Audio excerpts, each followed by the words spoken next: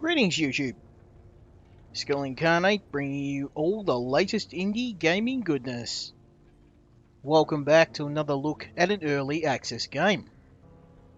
And this time we have Song of Horror by Razor Games.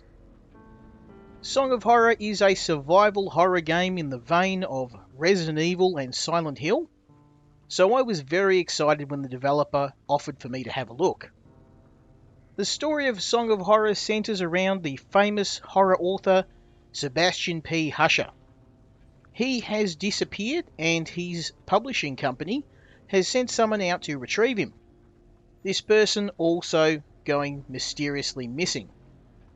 The story revolves around various people who were connected to the author and also the publishing company, going out to his house in an effort to retrieve him. And of course, a simple rescue mission turns into a supernatural nightmare. Now we're going to be playing the one-shot version of Song of Horror, which is a special version that gives you one go at finishing the episode. We will try and make it through to the end, but if I slip up, if I end up dead, it's right back to the beginning. This is a terrifying game, perhaps one of the scariest ones I've ever played, and I'm going to play the first episode with you now and show you what I think. Let's have a bit of a look. You have a choice of 4 different characters to play the Song of Horror with. All of them have a connection to the author or to the publishing house. The first character is Sophie van den End. She is the ex-wife of Daniel, one of the workers at the publishing house that was unfortunate enough to be sent to the estate of Sabastian Husher and has gone missing. She has some nice all-round stats and an affinity for light and candles, which in a horror game is very handy. Next we have Etienne Bertrand. He is the boss of the publishing house and has gone to the estate of the author to find out what happened to his employee Daniel, who was also not returned. He is a detective style character, detail oriented and therefore very good at solving puzzles. Next we have Alexander Laskin. He is the ex-housekeeper of the estate of the author and he has returned to see what has happened. He is a bit of a slower character and he has a affinity for alcohol, as you can see, and I'm sure that's going to help being smashed in a game requiring puzzles. Finally we have Elena Ramos, who is a worker for a local security company who has been sent to the house in order to find out why some of the security systems are no longer working. Now we're going to go with Sophie van den End. She has the closest relationship with the main character who we're going to look for, and she also has, in my opinion, the most useful abilities. Let's start the game. And here we are in the mansion of the famous author Sabastian Husher. Our goal is, of course, to find our missing husband or ex-husband, who disappeared inside the house recently and never came out. Interestingly, the front door is unlocked, not a good sign.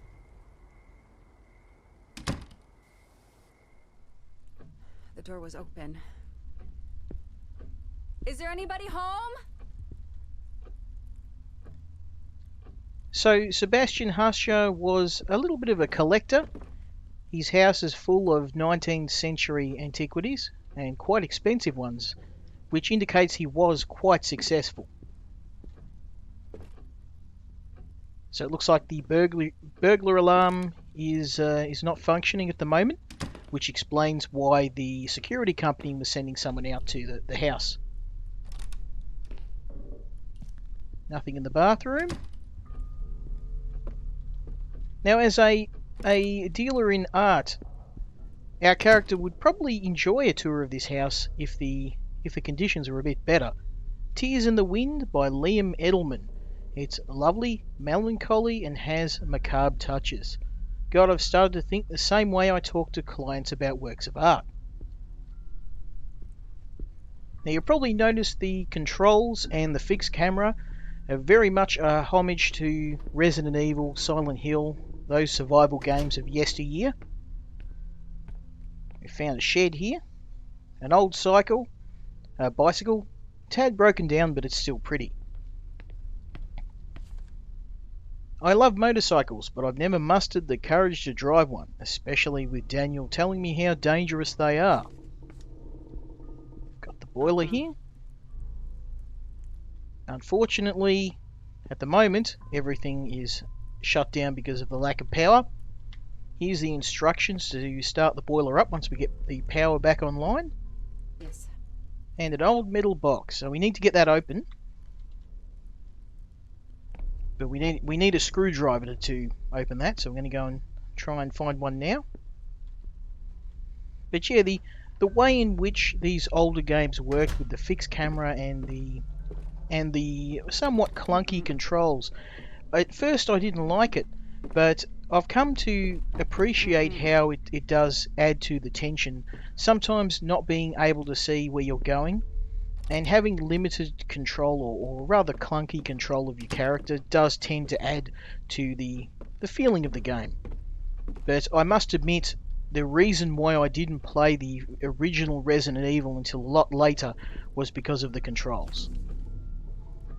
My dear eccentric husband, I left your key in the top drawer of your bureau in the library.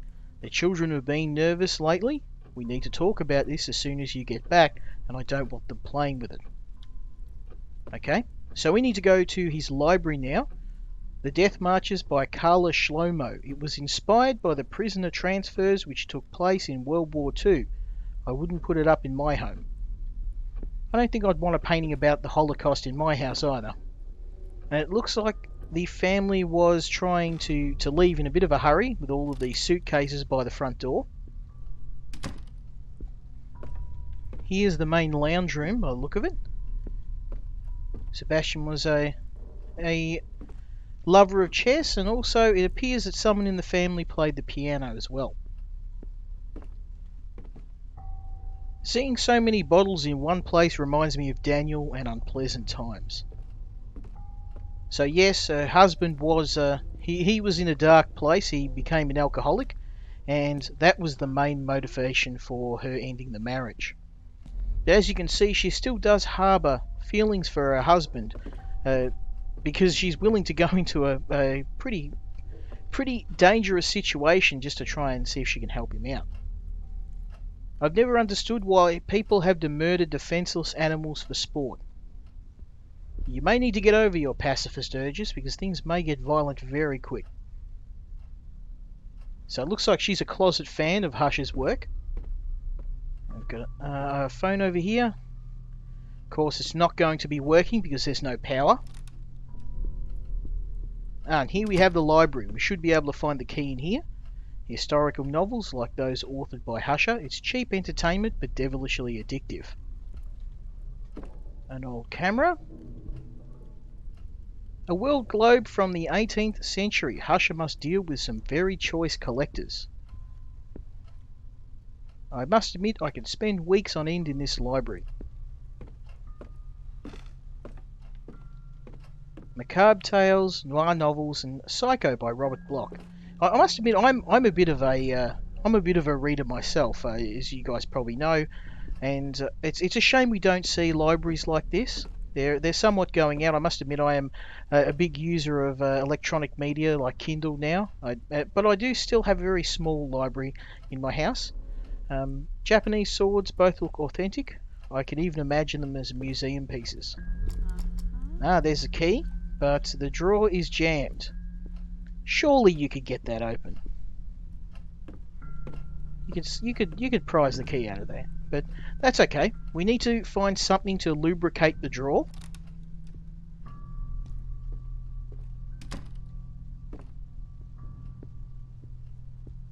So go find some WD-40 or whatever the equivalent of that is in the US. Maybe some motor oil or cooking oil or anything that we can use to lubricate that drawer.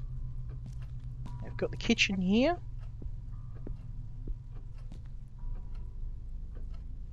Now, one of the things this game does really well is build up a sense of unease as you play the game.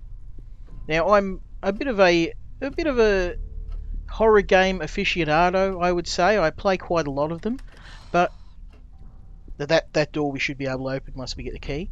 But there's not many games that really unnerve me. I guess I've become desensitized to horror in playing them, and this and any of the works by H.P. Lovecraft as well. It tend to be the exception. I tend not to play these on stream because I get quite nervous playing them, and it's on a platform like YouTube, I could probably drop some four-lettered words fairly quick when I get nervous. So this appears to be a painting by his young son, who has already seen that there's something very wrong in this house. Souvenirs and a list of errands. The date has expired on some of these. Young children in horror movies always seem to be the first that notice something's wrong. Okay, some rotten fruit. And some old cookbooks. And it appears to be a metal ring. I don't know what I'm going to use that for, but we'll take it with us. I don't think we have a limit on how much we can carry. There's still some coffee left. So this house is obviously lived in. Well, I'm glad I didn't stand in that. Live wire in a pool of water. Perhaps we can use that to our advantage later on. Okay, so this is another locked door. We may be able to use the same key if it's a master key. And here we have the old pantry. Preserved cereal, non-perishable foods, and dog food. And what do we have here? Ah, motor oil. Excellent. So we can now take that motor oil back to the library and get the drawer open. Oh, here it comes. What was that noise? You better take a look before you go out. To press your ear against the door, walk up to it. When you see the listen icon, press and hold right mouse button. Now, I didn't pay attention to this, and I believe that was something that could have contributed to me getting killed in my last attempt. It looks like the coast is clear. From now on, you can listen to what's happening on the other side of unexamined doors. Sometimes you may have the chance to do it with other doors as well. Use your map to find your way around. It records every single place you've explored. Okay, the map will constantly be updated with relevant information. So let's have a look. Oh, well, that's really handy because that shows us the way to get to the library. Even though I had it in my memory. I think there's a few ways, but this is probably the fastest. Now, you might wonder why I'm rushing through some of these, and I think I'm unconsciously doing it. And it's because the longer you are in the house, the more the malevolent entities inside begin to toy with you, to try and unnerve you. And electrical appliances can come online, things can move on shelves, you can hear footsteps, you can hear various noises within the house, and that coupled with the very unnerving, chilling soundtrack can definitely get to you after playing this game for a while. So let's use that oil. Okay, that seems to have done the trick. Beautiful. So we've got a key. And we've got a folder of haikus. So I believe they're collectibles because it was 3 of 3. We'll try and find the other ones if we can. But we're going into unknown territory because around this point in the game is where I died. Oh. The phone. I saw the phone flashing just then. I walked over it and then said to myself, well, of course it can't be because there's no power. But there you go. Sorry, who is this? I can't understand you.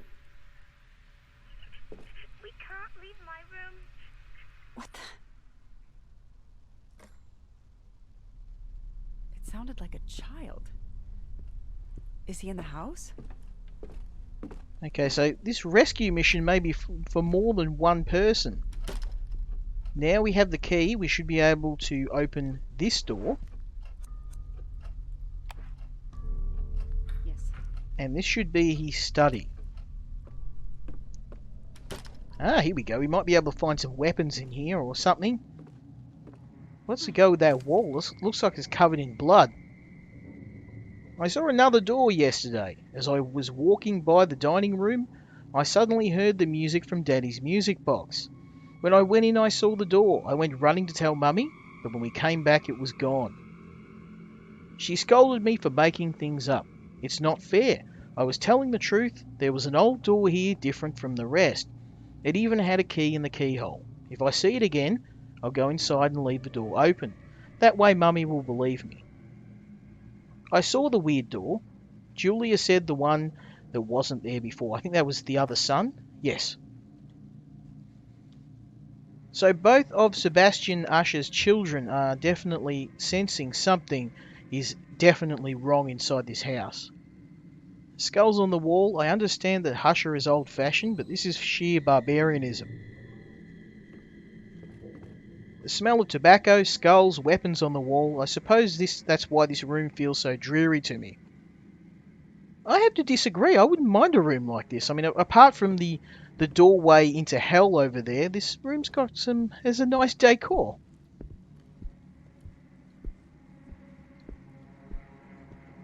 Here we go. So we've got the screwdriver, and we can combine that with our metal box. Ah, we've got some fuses now. So we may be able to use those, replace the fuses in the fuse box, wherever it is in this house, and get the power back on. Let's go and have a look for that now.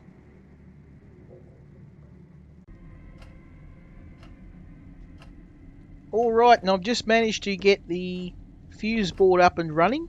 We've got the fuses in and we should have some sort of power, but it looks like when turning on the power, I'm still getting nothing.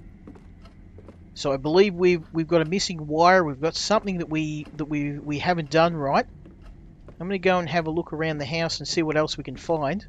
And unfortunately, you did miss a little bit of content. Unfortunately, the game did crash on me, and because this is a one-shot challenge, I wasn't sure if I would get another go at starting this again. So you'll have to bear with me. Unfortunately, the game does have some stability issues that the core game doesn't. So Song of Horror's core game seems to not crash on me, but this game has crashed a couple of times.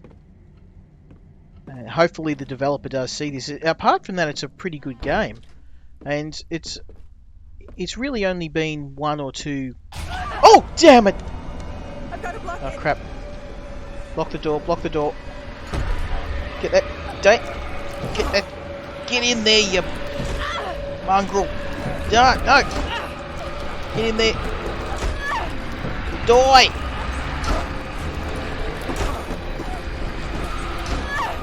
It's not going in!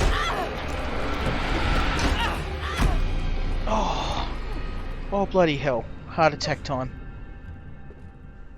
Whew. Oh my god. That was almost the end of me. Okay. I'm okay.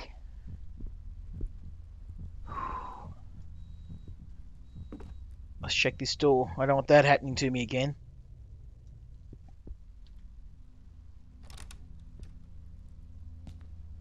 See, I don't know why you don't just run out the other door, but it's okay. I think the next time it happens, I'm going to make a run for it. Okay. I'm going to try and go upstairs now. See if we can find something to help us on our way. I'm guessing we need a wiring kit to wire up the fuse box properly.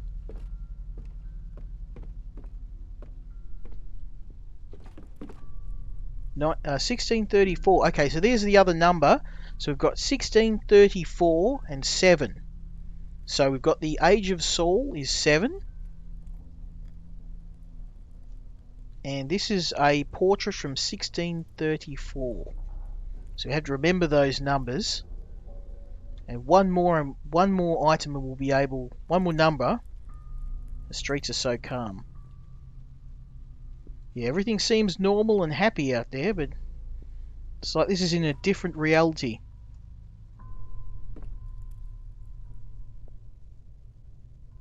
Okay, I'm hearing silence there.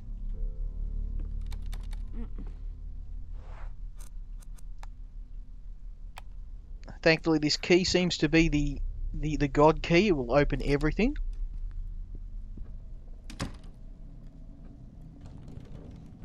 Oh, not again.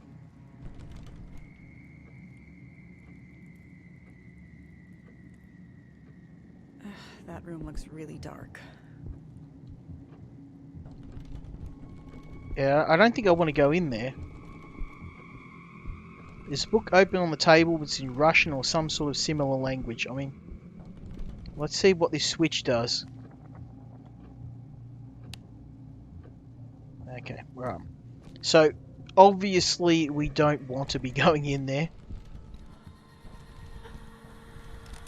Oh, damn it! Oh. I didn't check the door. I didn't check it and I'm dead. Oh. Well, I guess that was a one-shot challenge, and I'm sorry if I blew your eardrums, but damn, this game's scary. Yeah, unfortunately, I think you only get one go at the game. I might have to check that, but I think that's enough for me now, because if I try that again, you may end up not seeing any more videos from me, because I might have a heart attack. Scary game. Some stability issues. I'm a bit concerned by that, but yeah, I would like to continue playing the Song of Horror core game. This is a special version of it, so don't judge the core game by the one-shot version. We will be looking at that separately. The developer gave me both, which is fantastic, and I look forward to playing other episodes. Please don't play this game if you have heart problems, if you're pregnant, or if you're easily scared, because you will soil yourself. Do I recommend the game? I recommend the core Song of Horror. I think this is a little bit unstable, but I don't think this is ready for public consumption yet. Fantastic game. Thank you to the developers for letting me have a look. And yeah, I'm looking forward to seeing the further episodes of Song of Horror. Hopefully my heart can make it through all of them. I hope you enjoyed this video, and I hope you'll join me when we look at another indie game. Until next time, Skill Incarnate, out.